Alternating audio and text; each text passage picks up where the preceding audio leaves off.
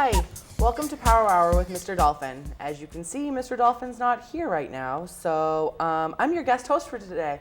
I'm Val Psoinos. I'm the guidance counselor in House 3 at Londonderry High School. And today we have students and faculty from New Hampshire Community Technical College in Manchester, New Hampshire to talk about their nursing program. I have Alyssa, Katie, and Sarah here with me today. Welcome, ladies. Thanks for coming. Thanks for having us. So I'm wondering, Alyssa, if you could talk to us about why you chose to go into nursing. For me, it was a lot about the flexibility of nursing. You can always have different schedule, different hours. It's always changing, so it's not a career you're going to get bored with after a while. Great. I went into it for both it's rewarding as far as what you can give back to people and always challenging. There's so many different fields and opportunities, and every day is a new challenge for you. Great. Sarah? I like the room for advancement. You can do med-surg for a while, and then if you wanted to switch, you could go down to the ED and just switch it around a lot. That's great. Why did you guys choose, there's so many different schools that offer nursing programs. Why did you guys choose New Hampshire Community Technical College in Manchester? Katie? Number one, they have one of the highest passing rates for the RN licensure. After 2 years of completion for nursing school, you take the exam, and Manchester Community College has a very high passing rate. Oh, that's definitely a good incentive. Absolutely. I've been in LNA for a little over 3 years, and I've met a lot of nurses in nursing homes and hospitals, and the nurses that have gone to this school spoke very, very highly of it. Great. Alyssa, I know you're a Londonderry High School graduate, and I was wondering if you could just talk about some of the resources that you took advantage of to helped you decide to go to the tech as opposed to other schools, or even decide to go into nursing in general. Definitely the math and science classes here really prepared me. They helped me out a lot. I learned a lot while I was here. The guidance department was awesome. Mr. Dolphin's one who actually first told me about Manchester's Community College, and I had my heart set on St. Anselm's because I wanted to stay close, but I mean, the convenience of living at home, and it's so much cheaper, and they just have such a better passing rate with the NCLEX exam at the end. So, I mean, definitely a lot of the guidance department helped me make my decision. Great. Did you meet with them regularly when you were here, a student here? I did, probably not as much as I should have, Right. but I was definitely in there at least once a month trying to figure out where I wanted to go, get my SAT scores all straightened out, and they helped me a lot. That's great. What do you ladies think it takes to be a good nurse? Like, what were skills that you just knew that you had inside of you that helped you also decide that you wanted to become a nurse? Like, what do you think are some really important things that students need to have when thinking about going into this field? Sarah? Drive, compassion for people, determination. Okay. What about you, Alyssa? You definitely have to have good time management skills because it's really hard to try to keep everything in your life going and nursing school because it's just such a big part of your time, and Right. it's a lot of commitment and definitely compassion. If you don't have compassion for people, there's no way you could do it. Right. I think a lot of it, you have to be very a caring person in all aspects of it. And be able to deal with blood and all that kind of fun stuff too, right? I'm Of assuming? course. Yeah, I would think that would be important. You're all first-year students at the tech, and that's a lot to undertake, especially going from either different careers or whatever brought you to be here in the first place. But what do you think are some things that it takes to be a successful nursing student, like while you're in the program? Not like, is it time management? Is it managing different sort of classes? What do you think is the biggest thing, Katie? I think not to procrastinate. When you get your assignment, just do it and don't wait until the last minute. Just lay everything out, and I find that works best to put everything out in front of you and know what's coming and know what to expect, and you'll be successful. Okay. What about you, Alyssa? Definitely time management would be my number one too. I mean, so many people come into the program thinking they can work full time and do school at the same time, and it's so much. It's like a full-time job going to school for nursing, and if the teachers give you a week to complete something, they know you need that week. Like she said, you can't procrastinate. If you wait until the last night, there's no way you'll get something done. I mean, it's a lot of, you have to really be committed to doing it and really want to be a good nurse. What about you, Sarah? You definitely can't cram for nursing. You have to know your stuff, understand it. Excellent. Well, thank you, ladies, for coming here today to talk to me about Manchester's Community College program in nursing. I really appreciate it, and we're going to take some time now and talk to your faculty members. Okay. Thank you. Thank you for having us.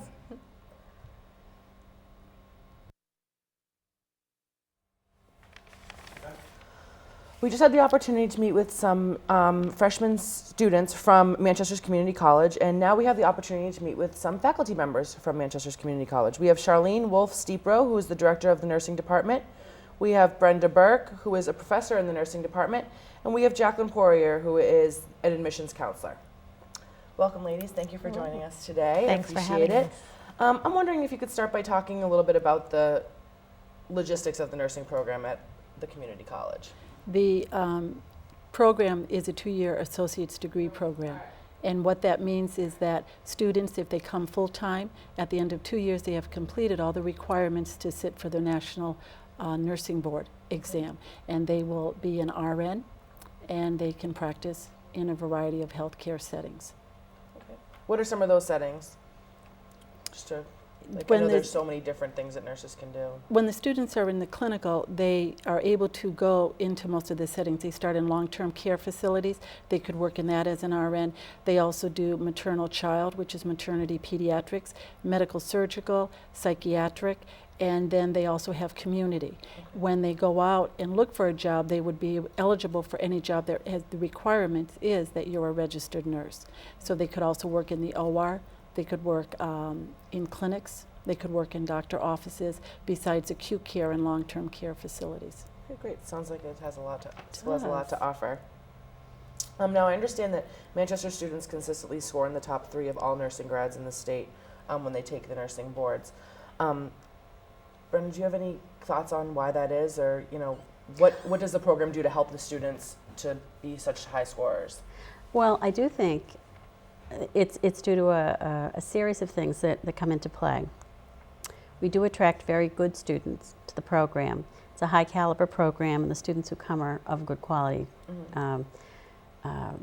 student. And also the curriculum that we have is really been tested over the years, and it's updated and changed regularly based on what's happening in the field of nursing.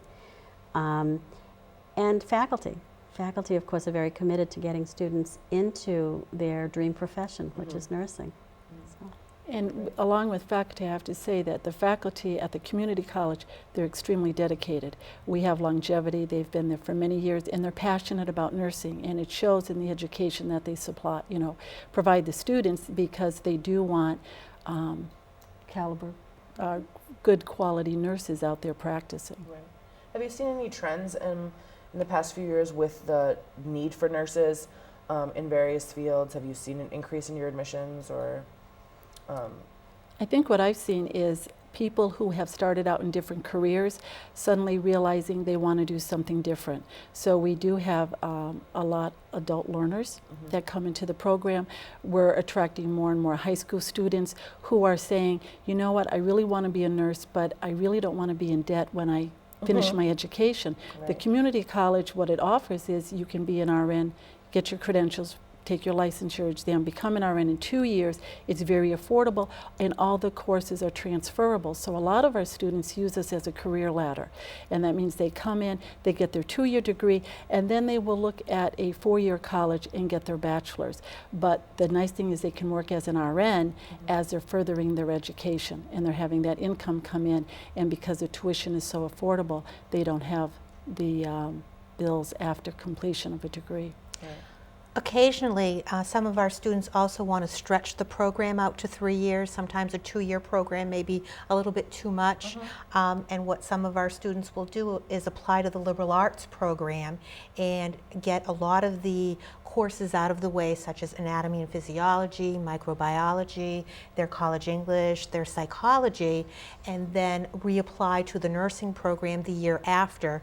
And best case scenario is that they would come back for another 2 years or 4 semesters and just have the nursing courses to do. Right. So it's great to know that they can start off there and then eventually move into nursing. There's room for that growth. Absolutely. Jackie, as an admissions counselor, what are some things that you're looking for in potential students into the school?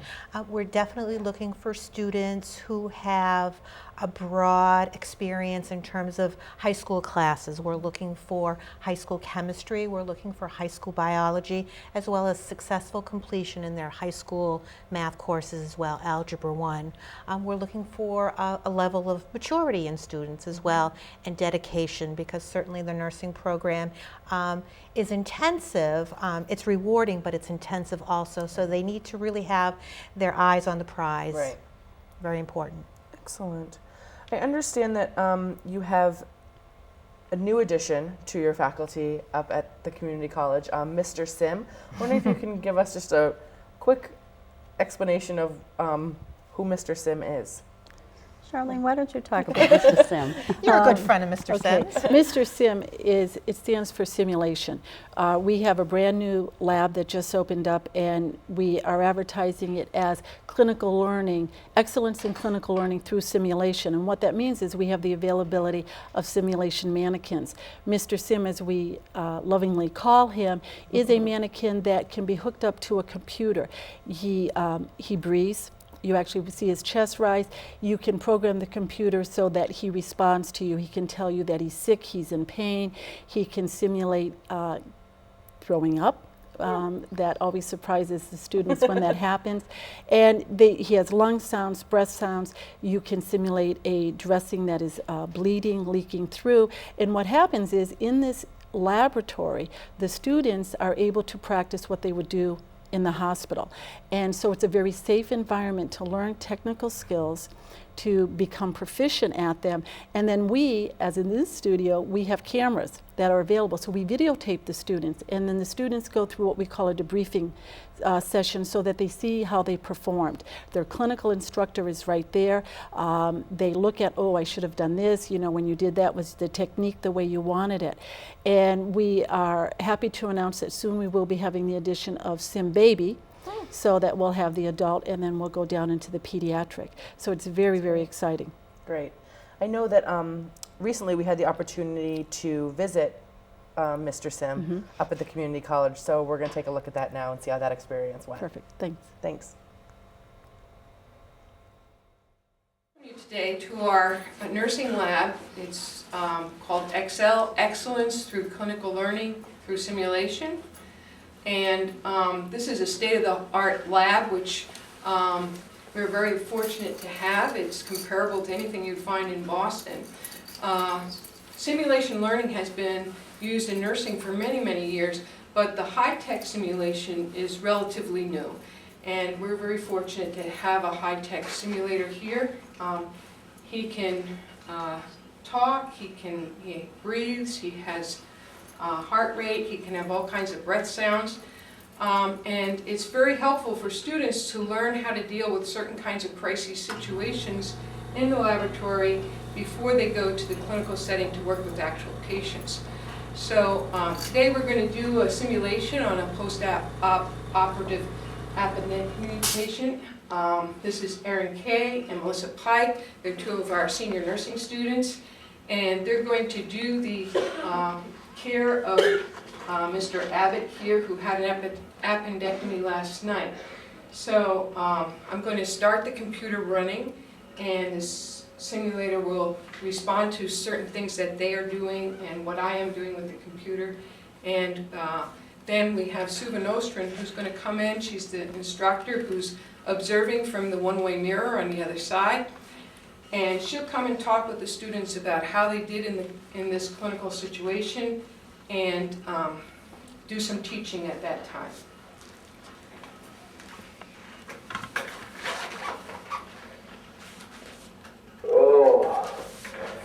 Hi, my name's Melissa. I'm going to be your nurse today. I'm Erin. I'm going to be your nurse also. It sounds like you're in some pain today. I'm just going to take your vital signs. I'm going to look at your dressing, okay?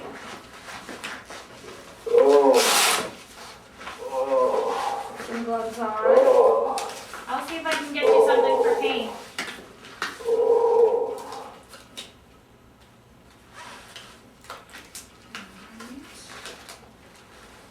Get a look at your dressing here.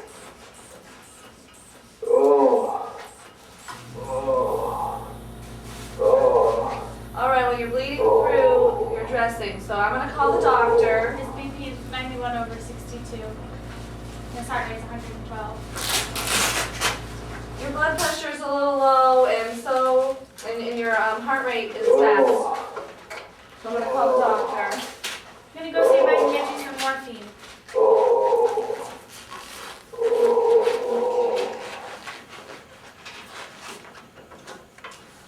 Hello, Dr. Jones. Hey, I'm calling on behalf of Hank Abbott. He has just had an appendectomy and is bleeding through his dressing.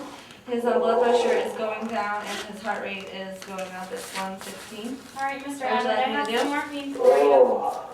Okay, we'll reinforce the dressing. Okay. Thanks, bye. Mr. Abbott, I have some of your pain medicine. I got you some morphine. Little saline first.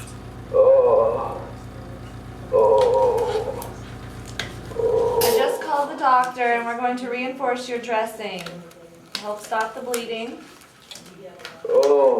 I have some morphine.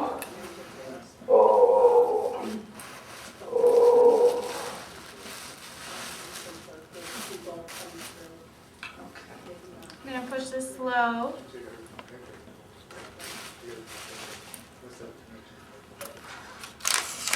Hopefully you should be feeling some more pain relief.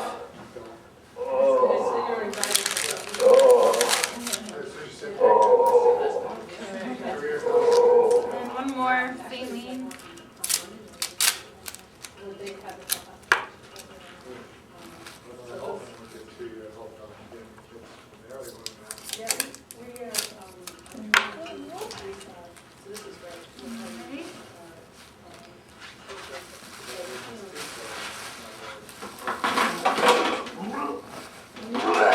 Oh no. Maybe your NG tube is blocked. I'll check. We're gonna flush it with some normal saline to try to get some blockage out, okay? Should feel much better after this.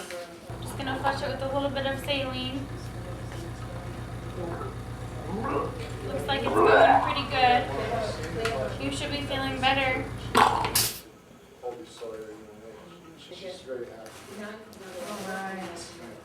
Seems like it's working. It's running back through the MG tube, so you should be feeling much better soon.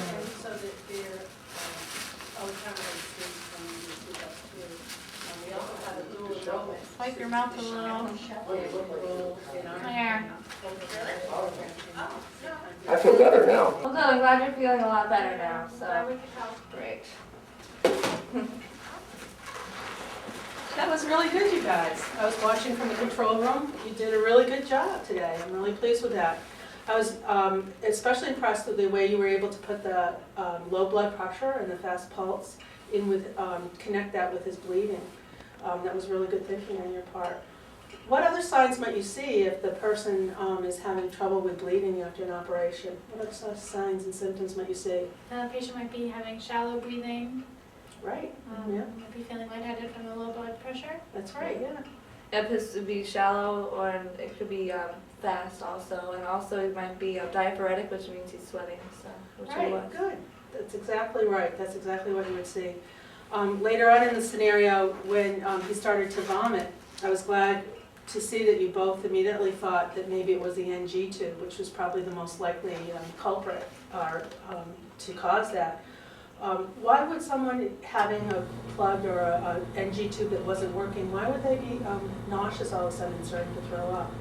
After abdominal surgery, the bowel stops working for a short time, and the nasogastric tube decompresses the stomach. And if it was blocked, it wouldn't be doing that. That's right. It would cause vomiting. Yeah.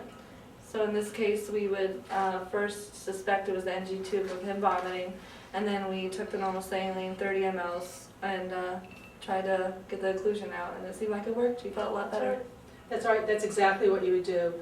Suspect that something was blocked and take the measures to do it, and you did that correctly. So I was really glad to see that. You guys did a great job here today. I'm really pleased with the way that you handled this situation. We'll see you in class tomorrow. Thanks. Take the measures. Thank you so much for letting us come up and visit Mr. Sims and your state-of-the-art lab up at the community college. It was a wonderful experience. If the public's interested in coming to take a look at the school and meet with you folks, is there someone they should contact or? Yes, we would definitely encourage the public to come on up and see us. We welcome all guests, and they would contact us in the admissions office.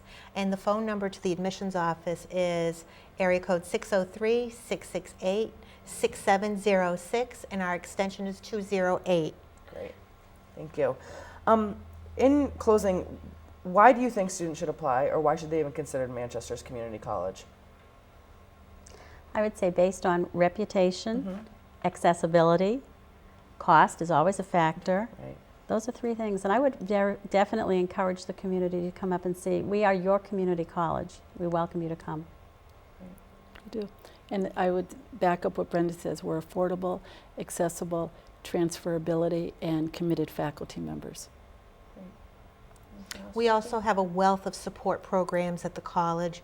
We have tutoring programs, both tutor to tutor as well as computerized tutoring. We have wonderful counselors, wonderful staff. We have wonderful student activities. Occasionally people think because we are not a residential facility that there's nothing going on. We have a wealth of student activities going on. Many of our students once a year go abroad to do a spring abroad program, work in orphanages, go down south. So there's lots and lots of activities for students to participate in. That's great. Thank you so much for taking the time to come up here and meet with me today. And we really appreciate it, and we value all the information you've given us today. Thank you. Thanks for having us. No problem. Thank you.